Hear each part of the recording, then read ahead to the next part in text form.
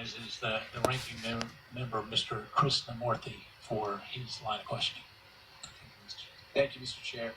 You did well. Thank you. I'm troubled by recent actions the Trump administration has taken to undermine fetal tissue research, because these efforts, I fear, hamper our ability to research the cures or vaccines or therapies for afflictions that basically tear apart the lives of millions of people around the world. They just I said wanted to they ask don't use it for Dr. that. Temple a couple questions. According to press reports, the Trump administration has quietly ordered scientists employed by the National Institutes of Health to stop acquiring new fetal tissue for their research. Dr. Temple, in your opinion, how could the administration's order to stop acquiring fetal tissue affect ongoing biomedical research at the NIH? So I think this is a very serious concern.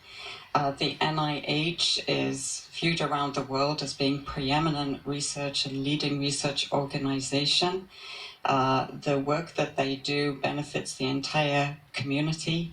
And if the work on fetal research and fetal tissue is stopped, what that means is that we are halting very important research into cancer, into HIV, into children's tumors. And the cost of this is going to be huge.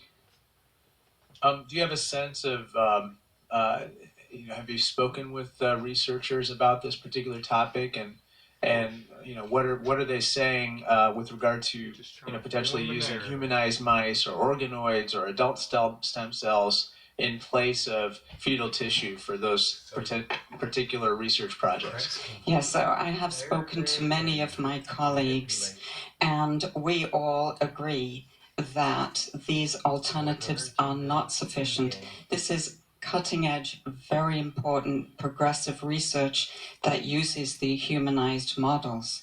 For example, we need to have a model of the human immune system to develop new CAR T therapies and to develop new HIV therapies, eventually leading to a cure for HIV/AIDS.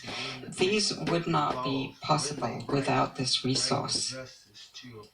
So just to put it in layperson's terms, are you saying that the fetal tissue possesses certain qualities which these other sources do not?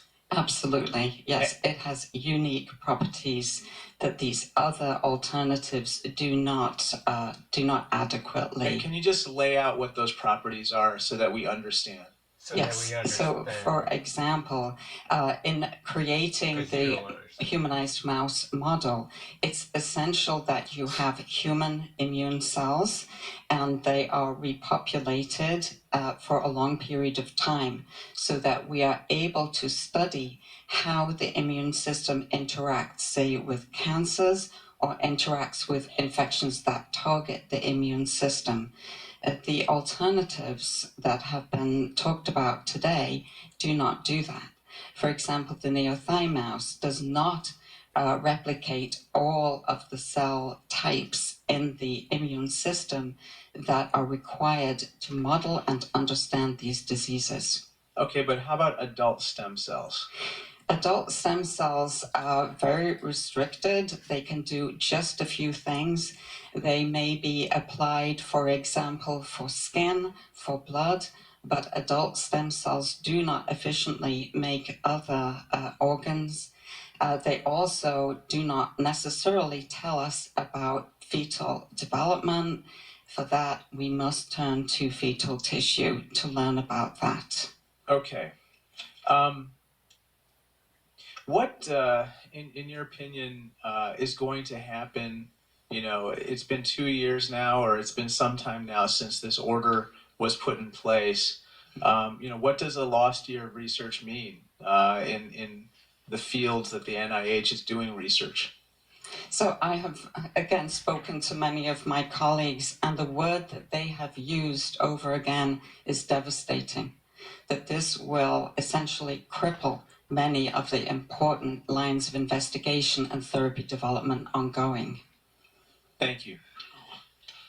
I thank the gentleman. So, Dr. Temple, let me make sure I understand. So, you're saying fetal stem cells have been more successful than adult stem